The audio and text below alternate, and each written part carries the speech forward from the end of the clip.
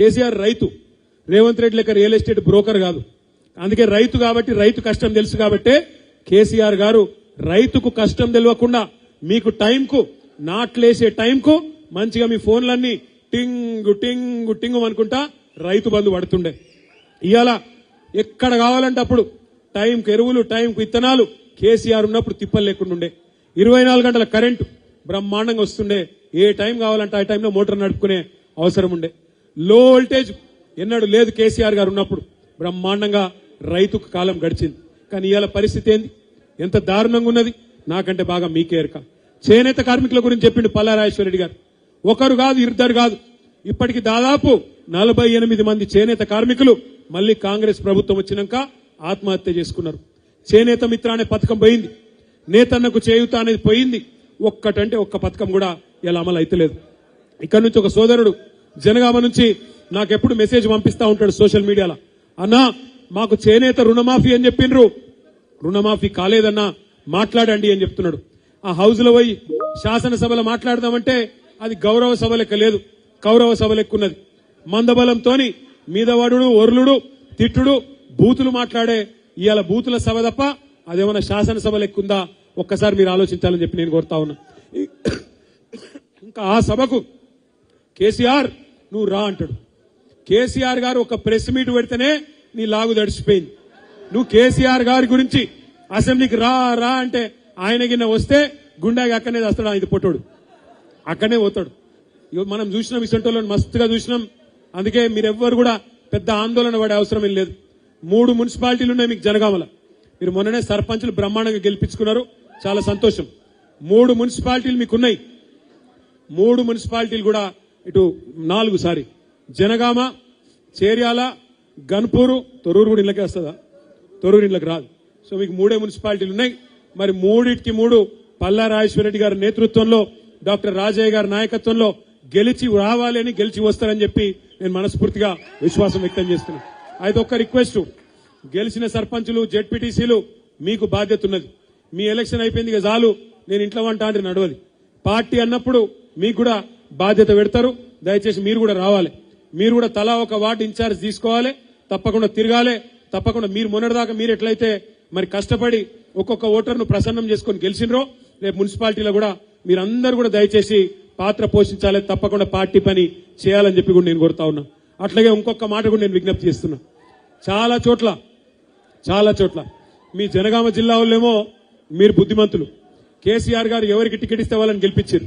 మీ నాయకులు కూడా బుద్ధిమంతులు, ముత్తిరెడ్డి గారు, రాజయ్య గారు కూడా అన్న మీరు తప్పుకోండి, మీకు పార్టీ చూసుకుంటుంది భవిష్యత్తులో అంటే తప్పుకున్నారు, కలిసి పనిచేస్తున్నారు.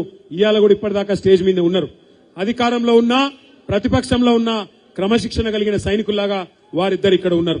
నేను మిమ్మల్ని కోరుతా ఉన్నా, జనగామలో మీరు గన్పూర్లో, జనగామలో పార్టీ ఎవరికి బీఫామ్ ఇస్తే వాళ్ళని మీరు గెలిపించారు.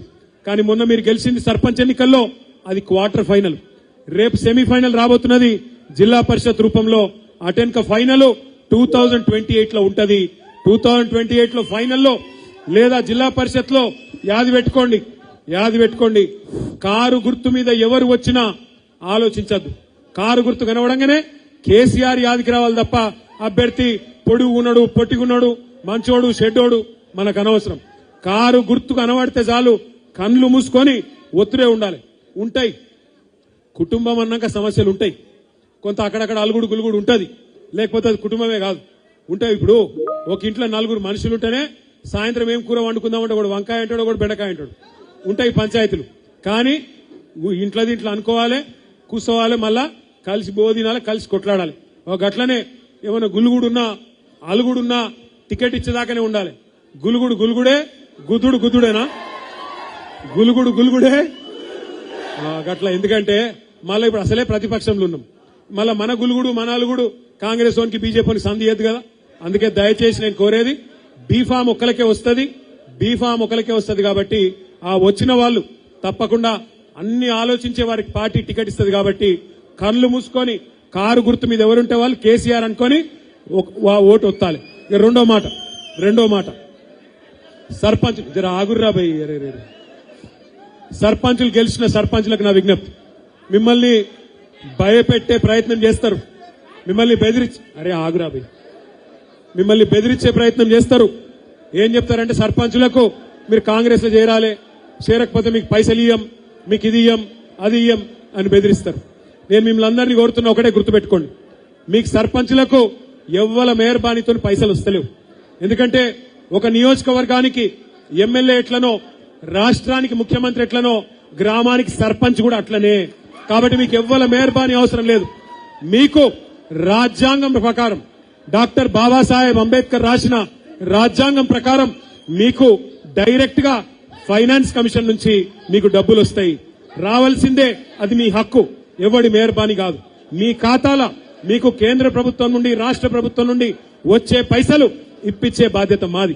ఎందుకంటే అవసరమైతే సుప్రీం కోర్టు కన్నా పోతాం, కానీ మీకెవ్వలకు కూడా మీకు రావాల్సిన పైసలు ఇప్పించే బాధ్యత మాది. ఇలా కాంగ్రెస్ మేయర్బాన్ లేదు, బీజేపీ మేయర్బాన్ లేదు, ఇవ్వలేదేం లేదు. పల్లా రాజేశ్వరరెడ్డి నాయకత్వంలో, దయాకర్ రావు గారి నాయకత్వంలో, రాజయ్య గారి నాయకత్వంలో మీరు నడవండి. తప్పకుండా మీకోసం పార్టీ సుప్రీం కోర్టు దాకా కూడా అవసరమైతే కొట్లాడి మీ నిధులు మీకు ఇప్పిస్తుంది. ఎవరు భయపడొద్దని కోరుతూ ఇక ముంగట ఆగురా పోయి దండం పెడతా. తర్వాత పేరున మళ్ళొకసారి మీకు ఆకలి అవుతుంది, నాకు అర్థమైంది. ఇంతకంటే ఎక్కువ మీకు ఇక ఇబ్బంది పెట్టకుండా